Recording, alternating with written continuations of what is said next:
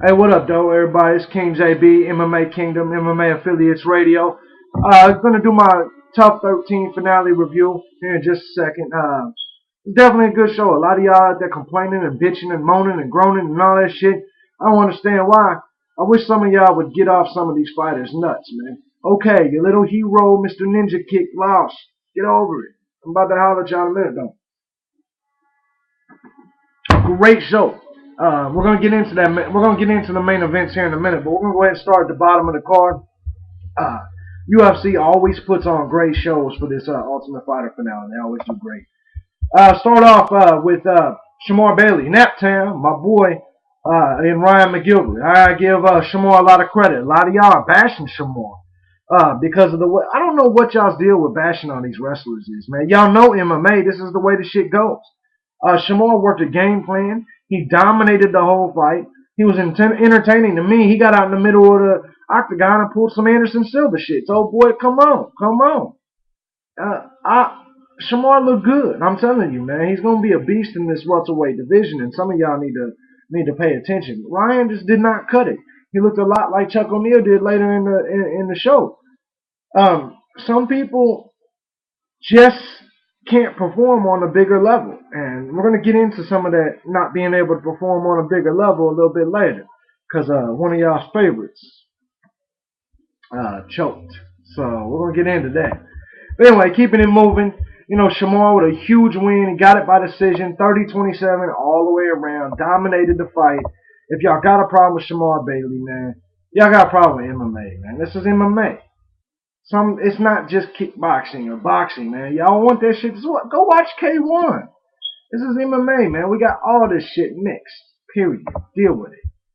Okay, next one. We got Justin Edwards, who was undefeated against Clay Harbison. I picked Clay going into the fight, and he ended up winning it. But I disagree with the decision. He won it by decision. Justin Edwards, he dominated round one. Yes, he gassed. And Clay was able to take round two. Clay looked real sharp at the beginning of round three, but Justin Edwards came back, and Clay looked gassed at the end of round three. I think Justin with his takedown, and just in general, I think Justin Edwards won the fight. I think it should have, split decision. I agree with the fact that it was a close decision, but Clay getting it, I don't really know, man. I don't really feel that. Clay is good. I think he's going to have a huge future in the UFC. I think he's going to do nothing but improve. But did he win tonight? I don't necessarily think so. Keeping it moving, though. We got some good fights. Chris Cope versus Chuck O'Neal, man. This one went to a decision.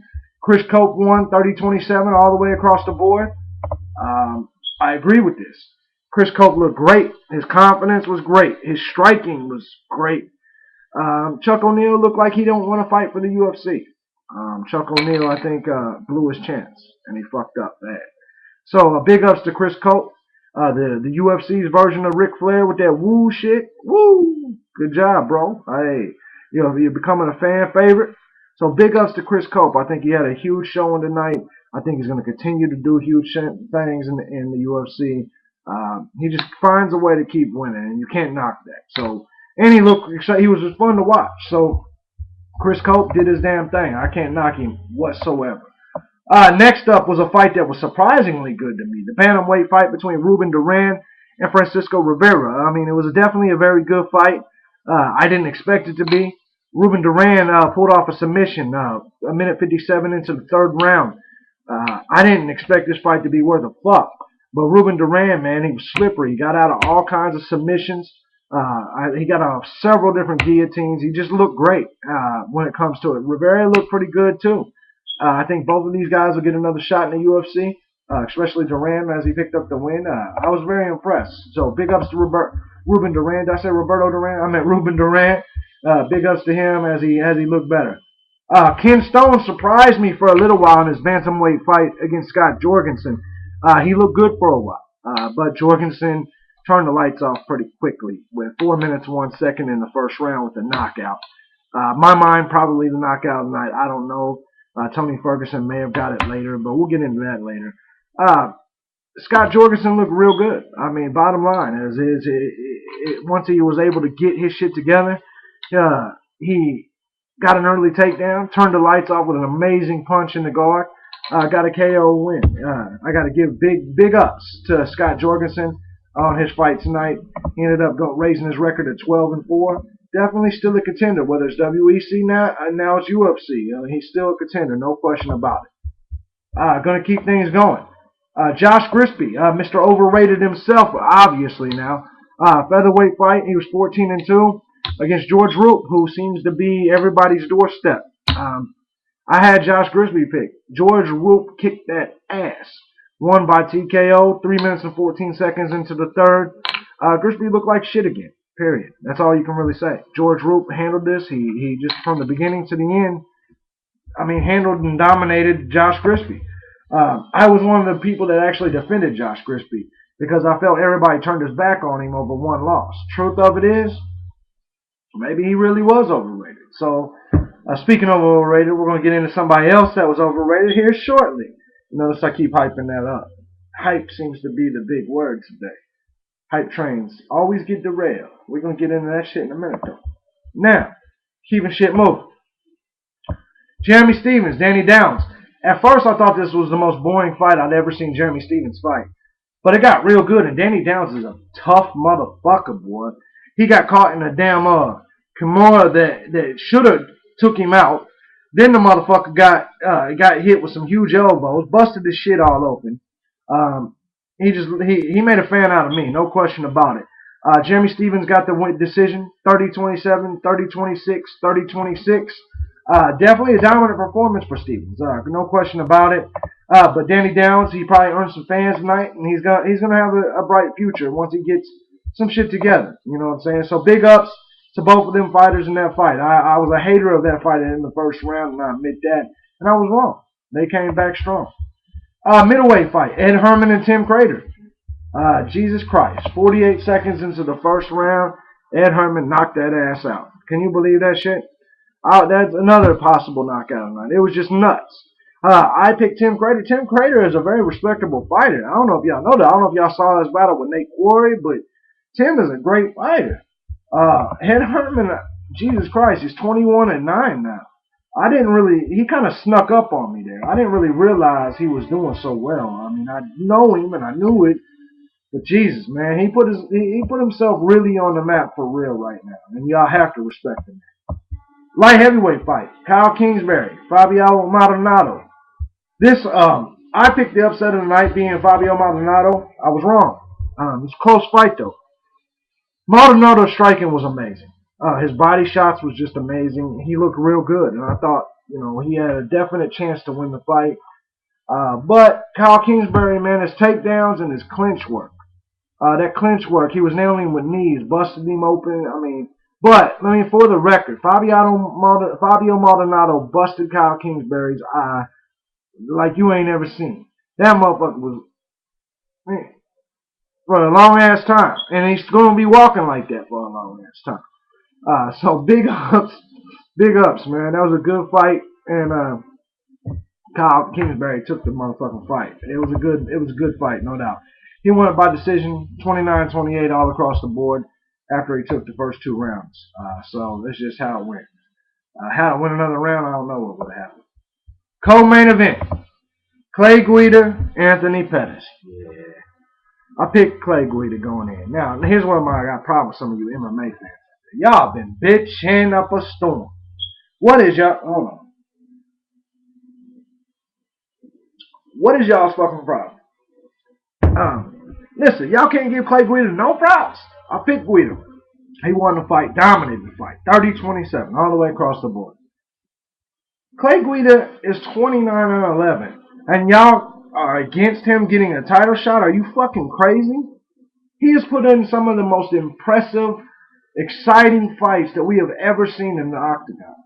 And you have the nerve to just act like he ain't shit because this fight was boring to you because your little hero lost, because Mr. Ninja sidekick off the cage lost, because that shit don't work with the big boys, man. You can jump off buildings and kick motherfuckers, but it ain't gonna work in the UFC. This is where all that shit comes together. You gotta have wrestling takedown defense. And Anthony Pettis' takedown defense was fucking horrible. Y'all don't think so? Shit. Anthony Pettis, yes, okay, he's exciting. Yes, he works a lot. But if he doesn't have the technique to stop certain things, you have to be able to stop everything and put forward your own offense. Y'all don't agree? Quit bitching, man. Pettis is 24 years old. He's got a long career ahead of him. Can Guido finally get a title shot? Jesus Christ, he's got 9 wins in the UFC. How many wins should a motherfucker have? 20, 30 before a title shot? Get the fuck out of here, man. Clay Guida dominated the fight. Give the man his fucking respect.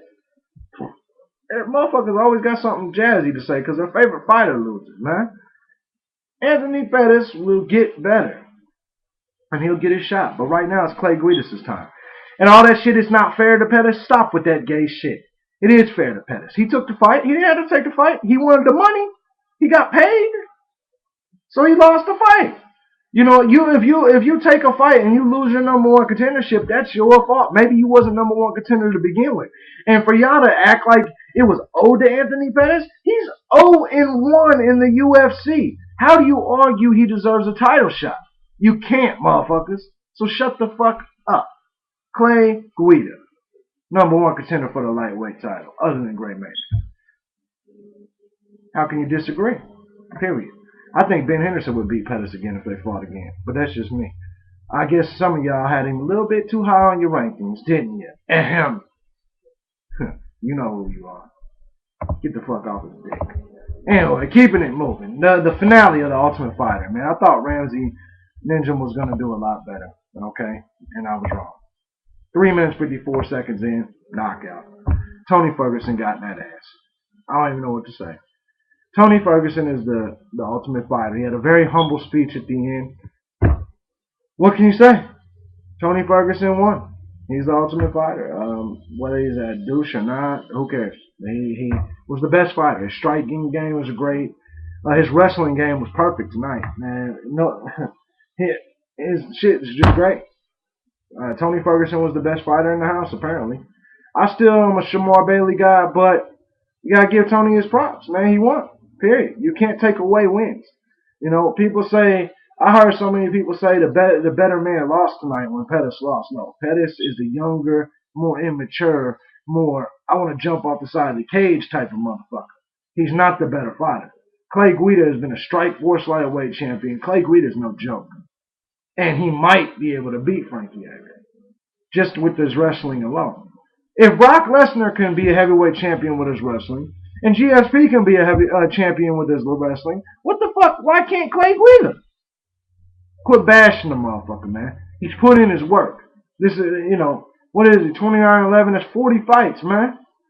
He's put in his work, man. Get off his nuts. Get off his back. And get off Pettis' nuts. Period.